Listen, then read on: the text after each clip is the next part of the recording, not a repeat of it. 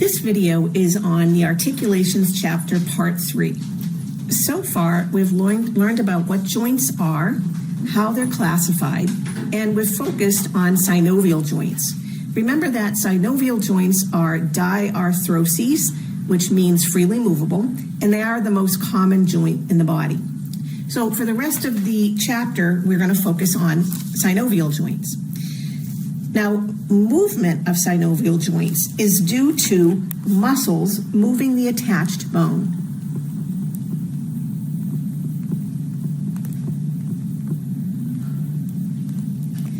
And there's two important terms here that you should be familiar with. This will come back again when we get to the muscle chapter, the origin and the insertion. So let's take a look below, and you'll see there's a muscle here. It's called the brachialis muscle, and it is attached to the humerus, the arm bone, and it's also attached to the ulna. You'll see that little, looks kind of like a wrench, the ulna.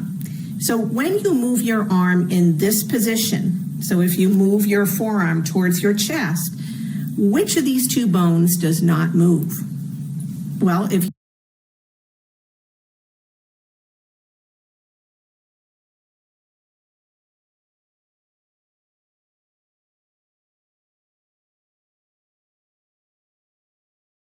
Which of these two bones does not move? Well, if you said the humerus, you're correct.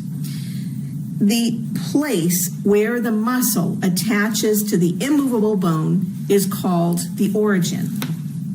Okay, so the origin is the place, the location on the bone where the muscle attaches to the immovable bone.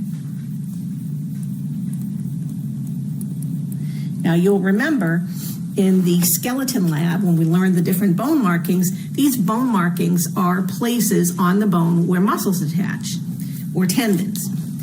On the other hand, the place where the muscle attaches to the movable bone, and in this case, it would be on the ulna, that's called the insertion. So again, the insertion is the place where the muscle attaches to the movable bone.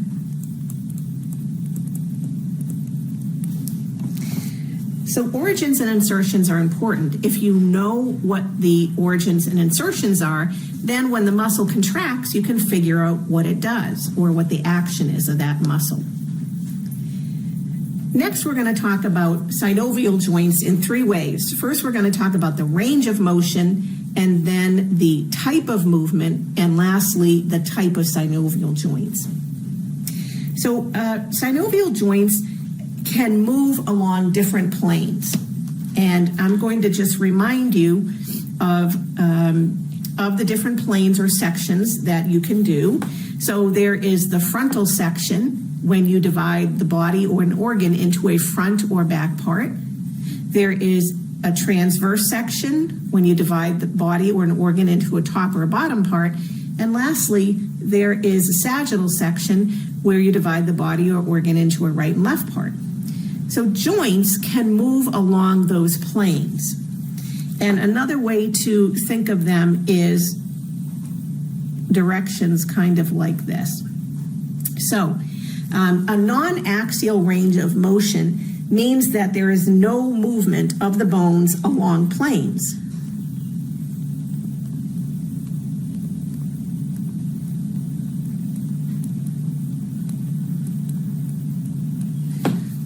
Okay, so think about it this way. If you move your arm, your whole arm, keep it stiff, and you move it up and down in front of you, so down and up, that would be considered a sagittal section. So if you're moving your arm up and down, that would be moving the bones or the joint along a sagittal plane. If you're moving it east to west, so try now moving your whole arm east to west and keep your arm stiff, that would be moving it along a transverse plane.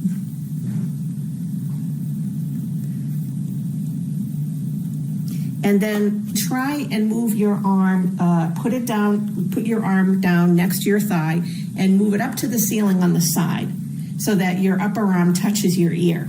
That would be moving it along a frontal plane.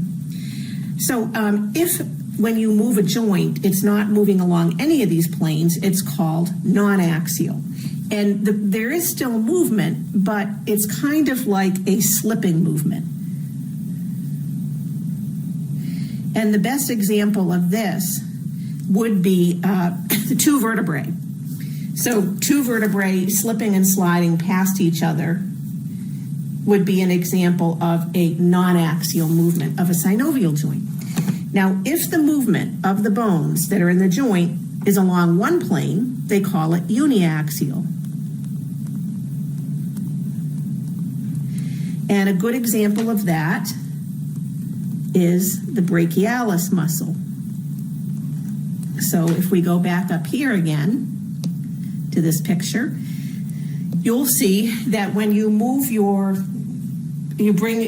forearm upward in this direction here, and you can try it yourself, you're moving it along a sagittal plane, so north to south. Now, you cannot move it along any other plane. You can't move it east to west. And if you're trying to move east to west and you're saying, oh, my forearm's moving, it's actually your shoulder joint that's doing that movement. So that would be example of a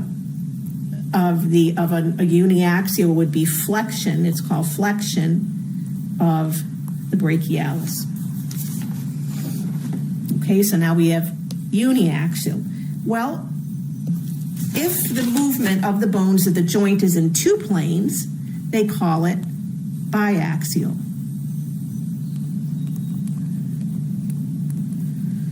And an example of that would be the joint between your phalanges and your metacarpals.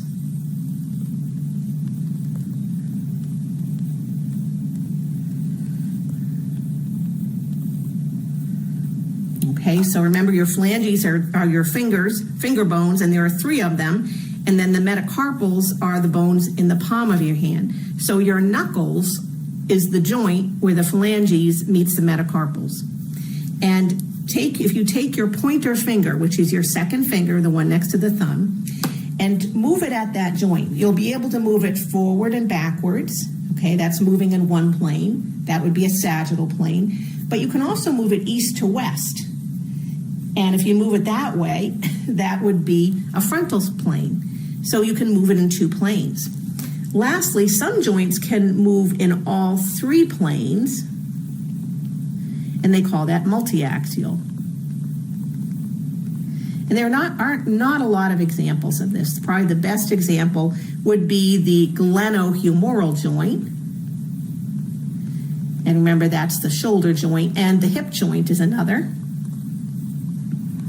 So if you think about your your leg, where your leg attaches to your hip, you can move your whole leg forward and backwards. That is movement within one plane. That's a sagittal plane. You can move your leg side to side. That would be a frontal plane. And then you can also move it from side to side. So let me see if I can say this again. So let's take the arm instead. So the arm where the shoulder is, you can move your arm up and down, north to south. Okay, that's sagittal. You can move it east to west. That would be transverse. And then if you put your arm down at your thigh and then you reach it up so your upper arm is next to your ear, that would be frontal. So the glenohumeral joint and the hip joint are multiaxial.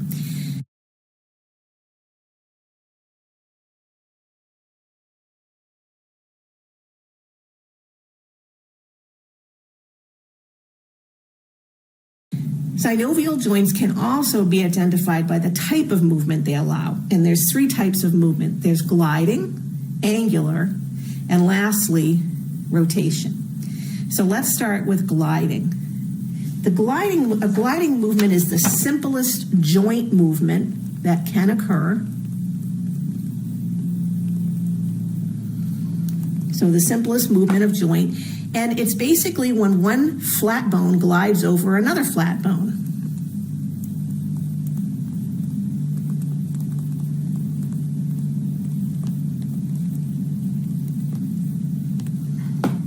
Okay, when one flat bone glides over another. Now, let me give you an example. By the way, they also call this a plane joint,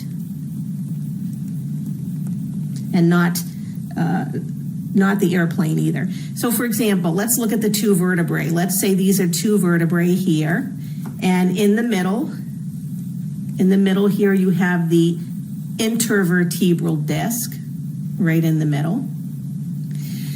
So these bones will move, they'll move back and forth against each other like that, but they're not moving along any plane. So this would be considered a non-axial gliding, kind of like the glaciers gliding over the surface of the earth.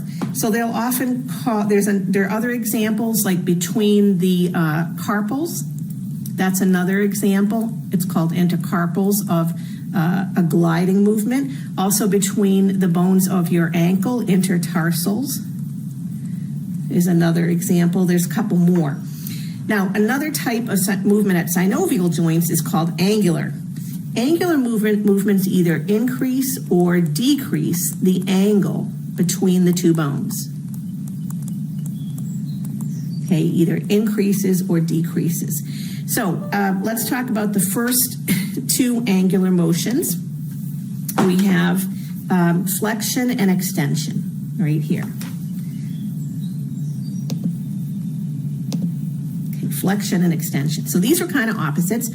Flexion is when you are moving your arm, your lower arm, towards your chest. That's flexion. And of course, in this case, we're decreasing the angle between the two bones. Right? So think about this being the angle here. That angle decreases when you do flexion. And you can also do flexion of your lower leg. So if you flex your lower leg, you kick your heel backwards towards your thigh. That would be flexion. Extension is the opposite. Extension is the opposite. It's when you move this way. It's when, so you are increasing the angle between the two bones. Okay, so an example would be extension of the forearm. But you can also extend your lower leg. So extension of lower leg.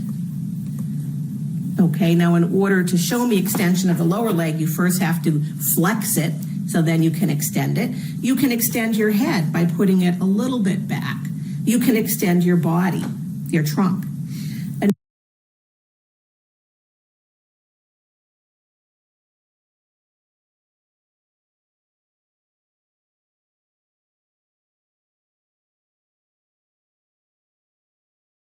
Another type of angular motions, I'm going to put these two together, are abduction and adduction. So abduction is when you move the limbs away from the trunk.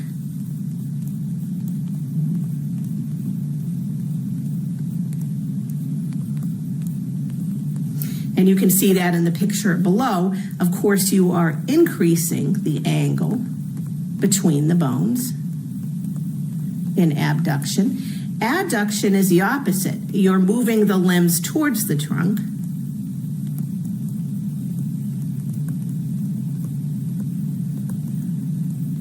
And of course, you are decreasing the angle between the bones. You can also do adduction and abduction of the leg. You can do it between your fingers. So if you take your hand and you take your second and third finger, if you do abduction, you're giving the peace sign. If you bring them together, that's adduction.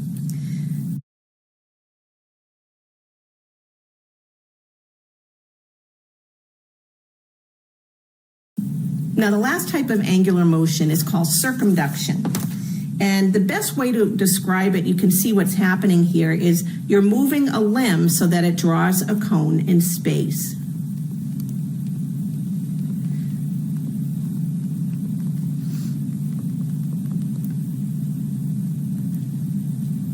Okay, moving a limb so it draws a cone in space.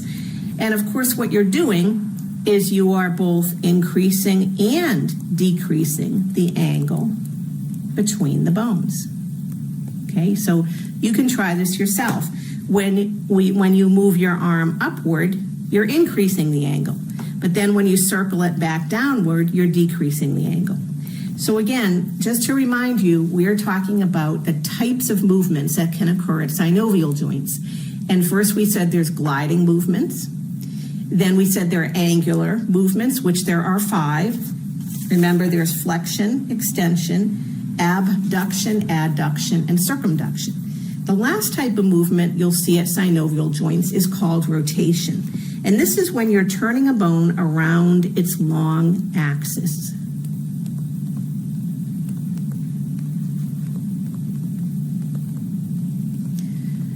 So one example is rotation of the head, and of course that's turning your head from side to side. Now most people can only turn their head about 180 degrees, but where is this rotation really happening? Well, it's really happening between C1, and C2. So if you remember C2, this is not a really good drawing, but C2 is this kind of round bone with something sticking up like this. Remember, this is called the dens. And then C1, so this is C2, C1 is above this. It circles this. And so what's happening is C1 is rotating around the dens. And of course, what sits on top of C1? Do you remember?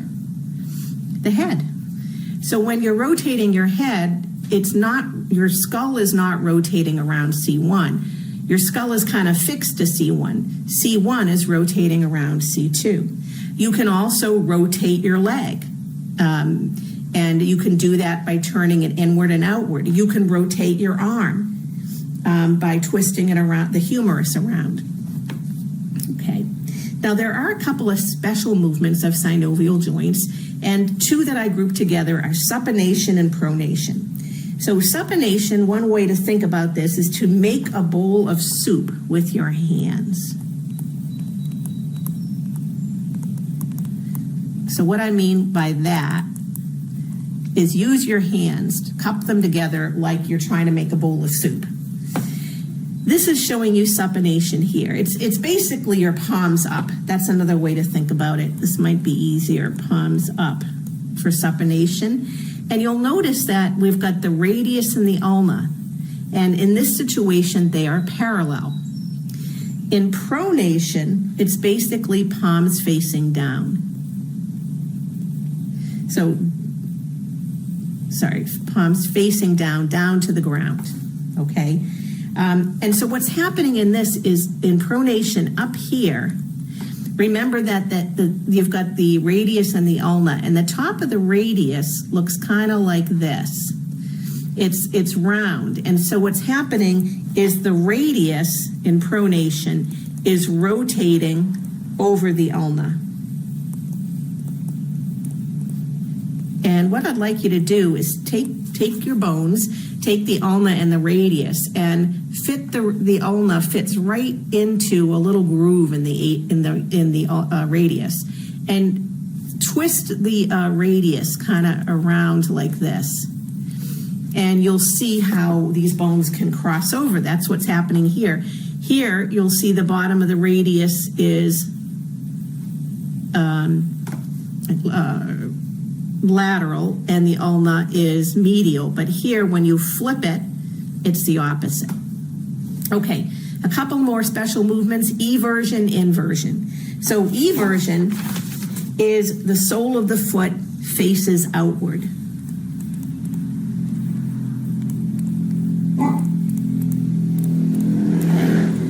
So think of taking the sole of your foot, the bottom, and placing it on the side of the wall. So put the sole up against the side of the wall. That would be eversion. Inversion is the sole of the foot inward. Oops. Okay.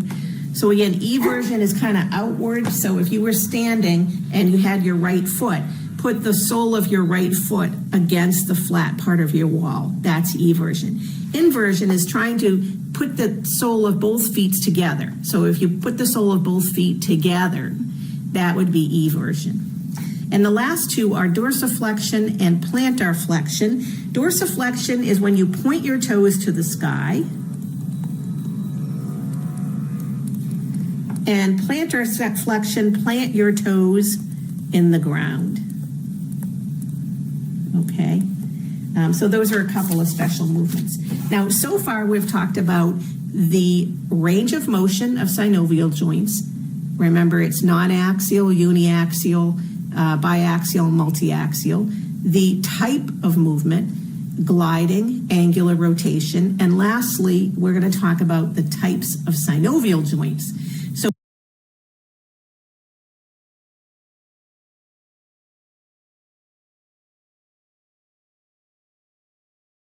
So synovial joints are categorized by their shape, and there are 6 categories. The first one are called plane joints. So in the picture here, you'll see a model below. They're showing you a plane joint, okay? 2 flat surfaces, see that? So the connecting surfaces of the bone are flat.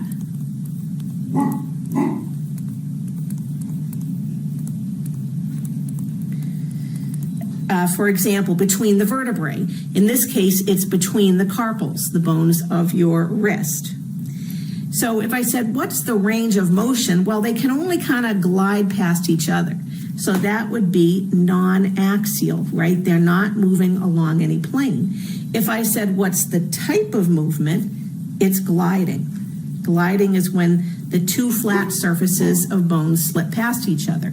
So this is an example where you find a plane joint in the bones of the wrist, the carpals. They're also between the tarsals, between the vertebrae. There's a lot of places. Another type of synovial joint is called a hinge joint. And the way I think about this is it's like a door hinge. Like a door hinge. So here's a model down here. You can see you have the rounded process of one bone fitting into the complementary depression of another. Or you could just say it looks like a door hinge. So what is the range of motion? Well, the example we're giving here is the humerus and the ulna. So that's your elbow joint. And you can really only move this joint back and forth like this, right? You can only move it back and forth in this way. So that would be uniaxial.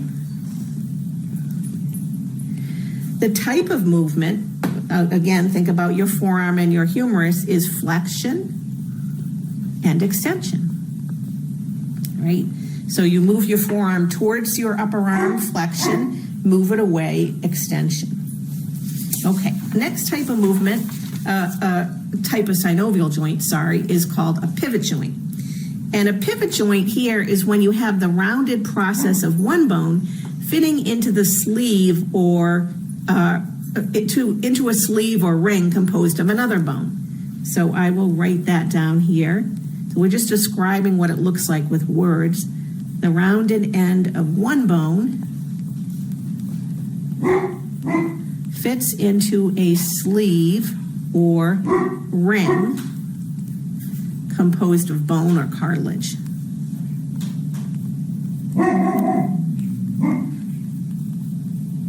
Of another bone. Okay? Now the example that they're showing here is the ulna and the radius, and we just talked about this when we talked about supination and pronation, what's going on. So you'll see that there's a rounded process of the radius here, and there's some cartilage around it. And so this bone is gonna rotate in that kind of motion. So the range of motion is uniaxial because it can only move in one plane, uniaxial. The type of movement is rotation. However, remember, when you do rotation, at least of the ulnar and radius, you also get supination and pronation. Okay? Let's move on to the next type of synovial joint, condyloid joints. So here's the model of a condyloid joint, and basically you have this oval process of one bone fitting into the complementary depression of another bone. So remember, a process is the part of a bone that sticks out. A depression is a kind of a sinking part of another bone. So the oval process of one bone fits into complementary depression of another bone. Now, a complementary means they fit together like a lock and key, kind of. So here's an example of where you find a condyloid joint. Now, it's between the metacarpals, which are the bones in the palm of your hand, and the phalanges. So this is basically the knuckle joint here. And if you could see those bones up close, they would look like this. So the metacarpal is kind of round on top, and then the phalanges has this little depression like that fits together. The type of movement, remember we went through this before, the range of motion, is biaxial. Now remember, at the knuckle joint, if you take your second finger, you can move it forward and backward and side to side, and that's it. So you can move it along two planes, two biaxial. The type of movement is all angular movements. So in other words, with that joint, you can do flexion, you can do extension, you can do abduction, adduction, and circumduction. Those are all the angular movements. And try that out with this joint, with your finger. Forward and backward, flexion, extension, side to side, abduction, adduction, and then see if you can draw a circle with just your second finger. That would be circumduction. Another type of synovial joint is called a saddle joint. And you can see the image. A saddle joint is when you have two saddles facing each other. That's the easiest way to say it. So two saddle-shaped structures, saddle-shaped bones facing each other. Okay, that would be a saddle joint. Now here's an example of where you find it, and you'll notice this is between the carpal and the phalange of which bone is this. So it's only got two bones, so that's your thumb. So it's between the carpal and the phalange of your thumb, and not between the carpal and phalanges of your other fingers. So this joint, and you can see it right here, is basically going to allow you to do, the range of motion is biaxial. So let's do that first. Okay, so what do I mean by that? Well, if you look over here, this bone here, see that? It can move back and forth like that. That's one plane. And then the one underneath, that can move back and forth too. That's movement along two planes. So that's biaxial. What kind of movement can you do? Well, just take your thumb. You can do abduction, move your thumb away from the other fingers.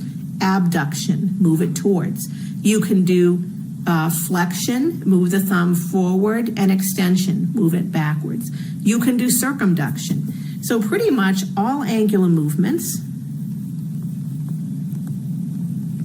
Okay, I won't list them out like I did last time. So, this saddle joint's kind of like a condyloid joint.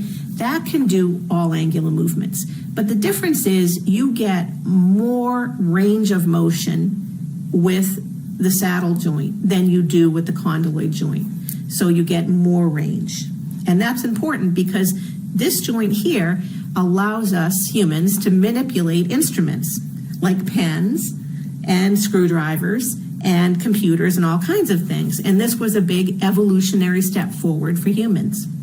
Now, the last type of synovial joint is called a ball and socket joint because it kind of looks like the rounded process of one bone fitting into the complementary process of the other.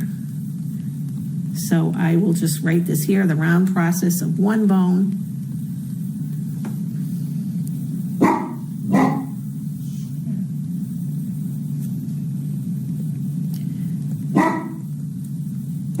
fitting into the complementary process of another.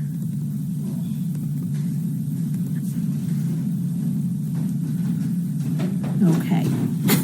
So what is the range of motion here? Well, the example I'm giving you is the glenohumeral joint. And of course, you can move this in all different planes. So you can move it forward and backwards, okay, or I should say north to south, east to west. And then also if you have your arm at your thigh, you can move it so that your upper arm touches your ear. That's a frontal. So we'll say multi-axial. The type of movement, again, is all angular movement. Okay, so think about your arm. You can move your whole arm forward and backwards. That's flexion extension. You can move your arm away from your body, which is abduction, towards your body, adduction. You can do circumduction. And then on top of that, you can do rotation. Okay, so this concludes the chapter on joints.